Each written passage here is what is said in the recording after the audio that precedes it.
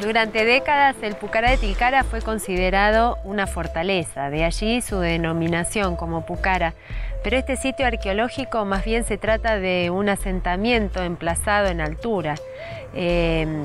Nada presenta referido a este carácter defensivo, no tiene grandes murallas ni incluso un solo acceso, sino más bien presentaba varios senderos que permitían la entrada a este sitio, sobre todo durante la dominación incaica, momento en que fue ocupado todo el Morro, llegando a alcanzar una superficie de casi 18 hectáreas, con 600 unidades habitacionales, una red de senderos, cementerios, bueno, parte de toda la arquitectura y las trazas edilicias clásicas de la ocupación incaica aquí en el noroeste argentino.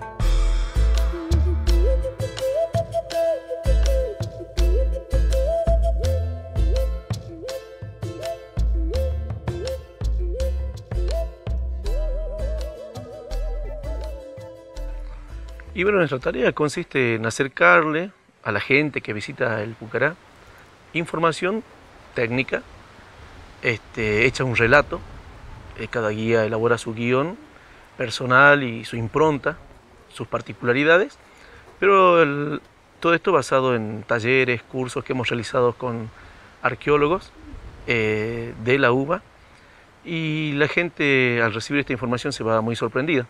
Aparte, como guías tenemos una tarea que es como una especie de divulgación científica, porque todo lo que hacemos constantemente lo estamos ratificando, rectificando con los arqueólogos, con los investigadores.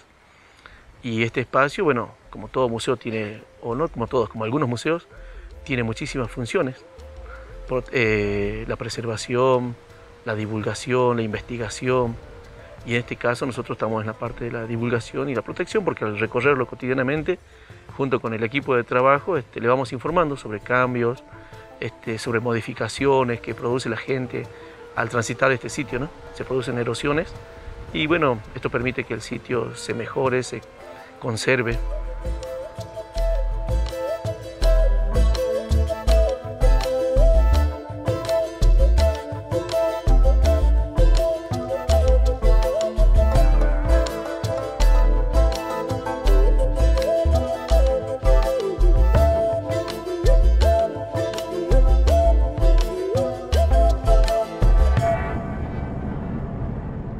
El Pucará se encuentra muy próximo a las sendas, una de las sendas más importantes que conectaban la quebrada de Humahuaca con la Puna, y otra de las sendas que también de manera transversal hacia el oriente conducían a los valles y a las cejas de altura, ¿no? a las cejas de selva, a estas yungas, las selvas de altura.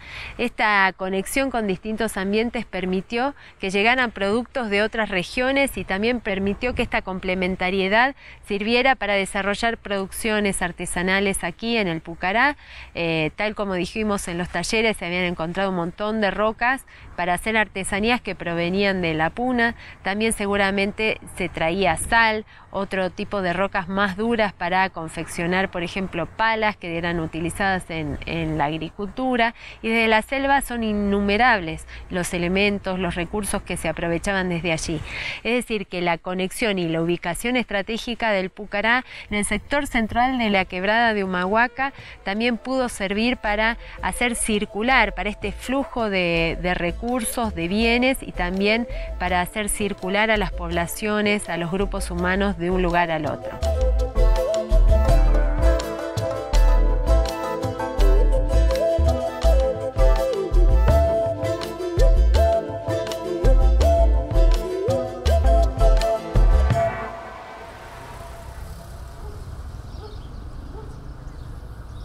El Pucará de Tilcara cobró un rol muy importante durante la dominación incaica. Fue la capital de esta provincia. Además de ser la capital como centro político y administrativo, también se configuró como un centro productivo.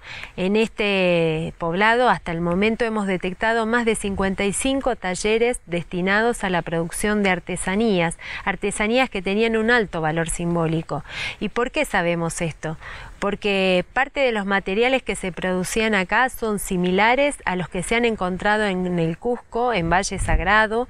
Por ejemplo, en Machu Picchu encontró Bingham a principios del siglo XX unos pendientes de alabastro, de travertino, que son similares a las tallas, a las artesanías que se estaban produciendo acá en Tilcara. Lo mismo sucede con algunos objetos que fueron hallados en Sacsayhuaman, en Cusco, en el Valle Sagrado. Entonces esto nos da cuenta, nos demuestra la relación que tenía la producción de este tipo de artesanías con los objetos que se usaban allí en el Cusco, seguramente por gente que era parte de la élite de las familias incaicas reales.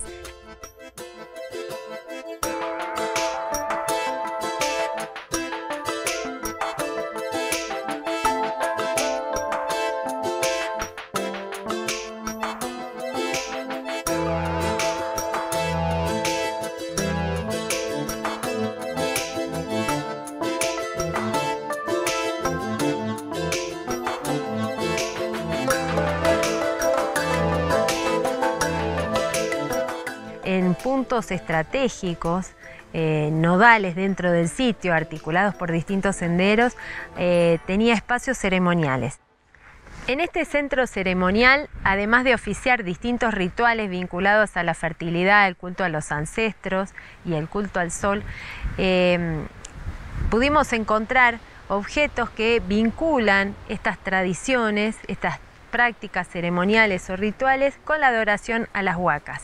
Esto refiere al hallazgo de ilias, que son estas pequeñas tallas de camélido que seguramente en las mesas rituales eran colocadas a manera de ofrenda para luego que hubiera más multiplicos, es decir, que se reprodujeran mejor o más abundantemente el ganado.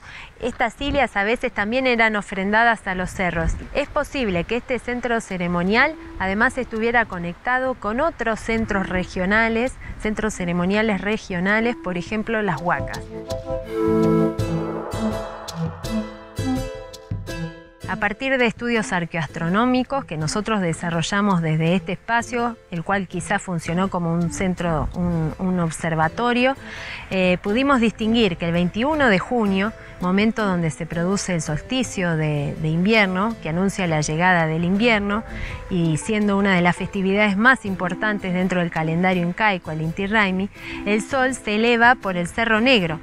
El punto donde pasa el sol, donde se eleva, está bien caracterizado o se ve claramente en un morro, un pequeño morro que en su superficie presenta dos pilares que actualmente están derrumbados, y posiblemente estas estructuras permitían el paso del sol para esta fecha, indicando la llegada del invierno.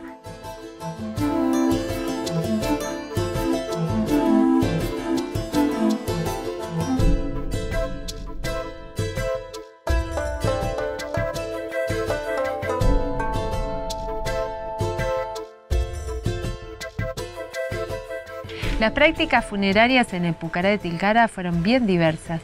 La gente no solo enterraba a los difuntos en los patios de las viviendas una vez que éstas eran desocupadas, sino que también existieron áreas separadas de los lugares de habitación, segregadas de estos espacios cotidianos para enterrar a los difuntos.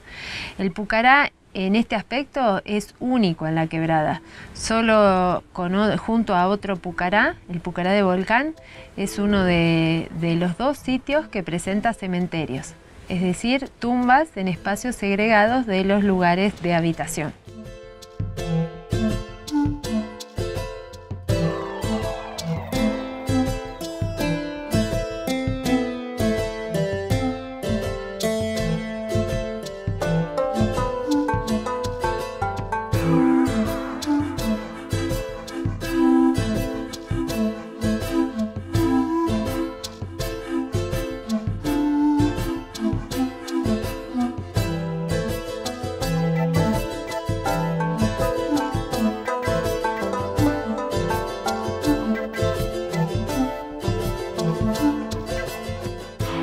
Pucará fue uno de los sitios arqueológicos que más tempranamente fue documentado en la región. A principios del siglo XX fue documentado por Eric Baumann, pero las investigaciones arqueológicas, es decir, las primeras excavaciones, las realiza el doctor Juan Bautista Ambrosetti en el año 1908. Él venía a explorar este sitio, a trabajarlo en el marco de distintas expediciones, así se llamaban, gestionadas por la Universidad de Buenos Aires. Este sitio actualmente puede definirse como un museo de sitio, un espacio que está abierto al turismo, a los visitantes, y todo este trabajo de intervención, de puesta en valor, se debe al doctor Eduardo Casanova, que a su vez fue discípulo de Juan Bautista Ambrosetti. Una de las intervenciones más importantes quizás sea la construcción de esta pirámide, este monumento que Casanova hiciera en 1935 en homenaje a los primeros arqueólogos que trabajaron el sitio, a sus profesores de la Universidad de Buenos Aires.